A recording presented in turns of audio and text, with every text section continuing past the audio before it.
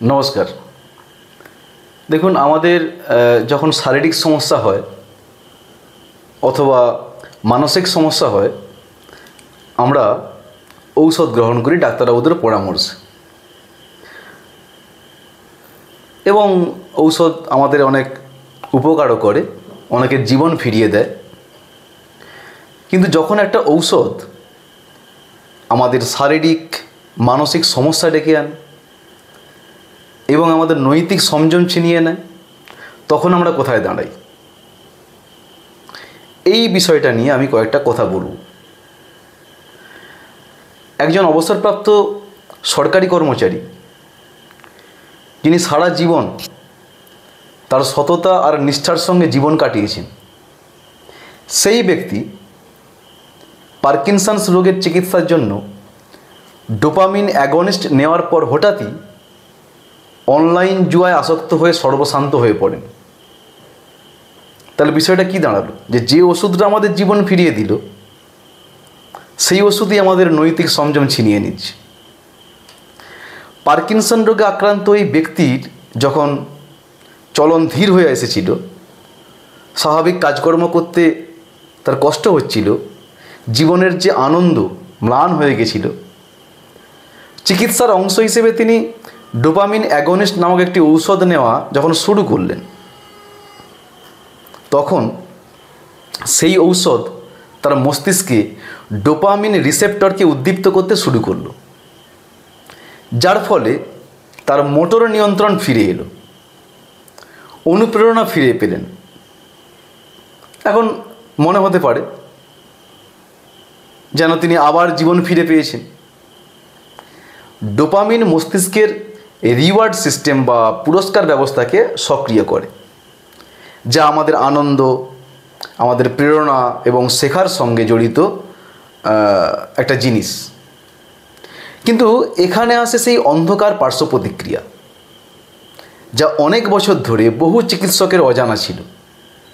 দেখা গেল তিনি হঠাৎ করে যে জুয়া খেলায় আসক্ত হয়ে পড়েছেন, তা আবার অনেক রোগীর ক্ষেত্রে একটা বড় সমস্যা হিসেবে দেখা গেছে। কেউ কেউ হঠাৎ করে বিপুল যৌন চাহিদা অনুভব করছেন, পর্নোগ্রাফি বা যৌনতার প্রতি অতিরিক্ত আগ্রহ দেখান, কেউ আবার বিকৃত রুচির প্রতি আকৃষ্ট হয়ে পড়েন। এই আচরণের তীব্রতা এমন পর্যায়ে পৌঁছায় যে কেউ কেউ পরিবারের সঙ্গে তার যে সম্পর্ক, রিলেশন, তিনি পুরো ধ্বংস করে ফেলেন। কেউ আবার চুরি বা প্রতারণা করে জুয়া খেলায় অর্থ জোগাড় করেন।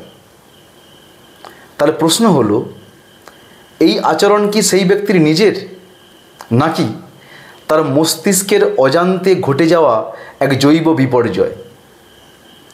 এই প্রশ্ন আমাদের ঠেলে দেয় এক গভীর দ্বন্দ্বের মুখে, যেখানে বিজ্ঞান, নৈতিকতা এবং আমাদের স্বাধীন ইচ্ছার ধারণা একে অপরের সঙ্গে সংঘাতে লিপ্ত হয়। ডোপামিন কি শুধুই একটি রাসায়নিক, নাকি আমাদের সিদ্ধান্তের অদৃশ্য নিয়ন্ত্রক? যখন একটি ওষুধ মানুষকে তার নিজের ছায়ার বিরুদ্ধে দাঁড় করায়, তখন দোষ কার? মানুষের না তার মস্তিষ্কের? এই প্রশ্নগুলো শুধু চিকিৎসা বিজ্ঞানের বিষয় নয়, এগুলো আমাদের নৈতিক দৃষ্টিভঙ্গি, আমাদের বিচার ব্যবস্থা এবং স্বাধীন ইচ্ছার ধারণাকেই চ্যালেঞ্জ করে বসে। কারণ যদি আচরণমূলক পরিবর্তনের পেছনে স্নায়বিক কারণ ঘটে থাকে, যেমন টিউমার, ডিমেনশিয়া কিংবা ডোপামিনজনিত ভারসাম্যহীনতা, তাহলে দোষ এর ধারণা এক গভীর দ্বন্দ্বে পড়ে যায়। তাই শুধু কি করছেন নয়, কেন করছেন, এই প্রশ্নেই আজ আইন ও নৈতিক দর্শনের মূল দ্বন্দ্ব। তাহলে কি আমরা সবাই কিছুটা সম্ভাব্য অপরাধী? এই প্রশ্ন শোনার পরে হয়তো অনেকেই আতঙ্কিত হন, কারণ এতে মনে হতে পারে যে সব অপরাধী অজৈবিক, সব দোষী শুধু মস্তিষ্কের গঠনগত, আর মানুষ আসলে কোনো কেন্দ্রীয় নৈতিক সত্তা নয়, এটি নিউরোকেমিক্যাল পুতুল মাত্র। আবার যদি আমরা সব অপরাধকে কেবল মস্তিষ্কের জৈবিক ত্রুটির ফল বলে চিহ্নিত করি, তাহলে বিচার ব্যবস্থার ভিত্তি দুর্বল হয়ে পড়বে। এবং ব্যক্তি তার কর্মের জন্য দায়মুক্ত হয়ে যাবে। কিন্তু প্রশ্নের গভীরে গেলে দেখা যাবে আসলে এটি একটি সতর্কবার্তা, একটি অপমান নয়, বরং অনুকম্পা ভিত্তিক বিচারবোধ গঠনের আহ্বান। আমাদের সবার মস্তিষ্কে কিছু সাধারণ সংযম কাজ করে, আমরা যার নাম দিই নৈতিকতা, আইন এবং সংস্কৃতি। কিন্তু সেই নিয়ন্ত্রণের নিচে তাড়নার ছায়াবৃত নৃশত্বা লুকিয়ে থাকে। যেমন ফ্রয়েড বলেছিলেন, civilisation is built on the repression of instinct, অর্থাৎ কিনা সভ্যতা গঠিত হয় তাড়না দমন করে। তবে এই দমন যদি জৈবিকভাবে ব্যাহত হয় তাহলে কি হবে? কোনো ব্যক্তির মস্তিষ্কের টিউমার, ফ্রন্টোটেম্পোরাল ডিমেনশিয়া,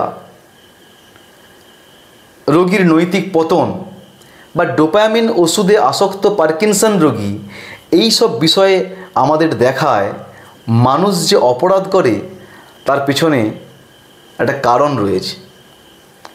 সব কারণই সজ্ঞান নয়, আবার সব নিয়ন্ত্রণও ব্যক্তি নির্ভর নয়। জৈবিকভাবে ক্ষতিগ্রস্ত একজন মানুষকে আপনি দোষী বলবেন না অ্যাক্সিডেন্টাল বা কোনো একটা সময়ে ঘটনা ঘটে যাওয়ার শিকার বলবেন? এই প্রশ্নেই গড়ে উঠবে ভবিষ্যতের বিচার ব্যবস্থা।